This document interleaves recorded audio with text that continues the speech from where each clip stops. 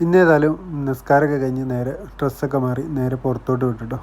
എനിക്ക് പോണ വഴിക്ക് കുറച്ച് പരിപാടികളൊക്കെ ഉണ്ട് കേട്ടോ. ഒന്ന് വാദിവേസിൽ പോകണം, പിന്നെ ഒന്ന് മക്കയിൽ പോകണം. പുറത്തിറങ്ങിയപ്പോൾ ഫുള്ള് ഇരുട്ടായിട്ടോ. അപ്പോൾ ഇനി നൈറ്റിൽ പോണ വീഡിയോസ് അങ്ങനെ വണ്ടിയിൽ നിന്ന് എടുക്കാൻ പറ്റില്ല, പോലീസ് പിടിക്കും. ഞാൻ ഏതായാലും വാദിവേസിലോട്ടാണ് ആദ്യം പോയത്. എനിക്ക് ഫാസ്റ്റ് ഫുഡ് എന്ന് പറഞ്ഞ കടയിലോട്ടാണ് പോകേണ്ടത്. ഒരാളെ കാണാനുണ്ട്.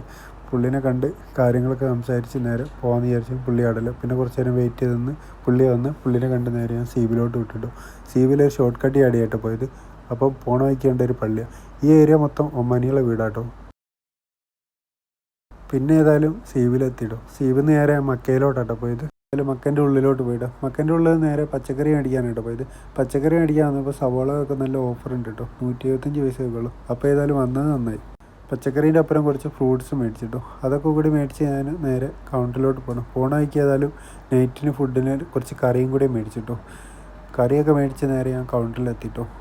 കൗണ്ടറിലൊക്കെ എത്തി ബില്ലൊക്കെ അടിച്ച് പുറത്തിറങ്ങി ഒരു ചായയൊക്കെ കുടിച്ചിട്ടോ. ചായ കുടിച്ച് പുറത്തോട്ട് നോക്കി നിന്നപ്പം നല്ല ഭംഗിയായിരുന്നു കേട്ടോ. അതൊക്കെ കഴിഞ്ഞ് നേരെ ഞാൻ റൂമിലോട്ട് പോകണ വഴിക്ക് പമ്പിൽ ഇറങ്ങിട്ടോ. പമ്പിൽ കുറച്ച് പരിപാടി ഉണ്ടായിരുന്നു. അതും കഴിഞ്ഞ് പിന്നെ നേരെ റൂമിലോട്ട് വിട്ടിട്ടോ. അപ്പം റൂമിലെത്തി നേരെ ചപ്പാത്തി ചൂടാക്കാനാണ് പോയത് കേട്ടോ. പിന്നെ ചപ്പാത്തിയൊക്കെ ചൂട്ട് രാത്രിയിലുള്ള ഫുഡൊക്കെ കഴിച്ച് നേരെ എൻ്റെ വേറെ പരിപാടിയിലോട്ട് തിരിഞ്ഞിട്ടോ. അപ്പോൾ ഇന്നത്തെ വീഡിയോ എത്രയുള്ളൂ. പുതിയൊരു വീഡിയോ ആയിട്ട് വീണ്ടും കാണാം.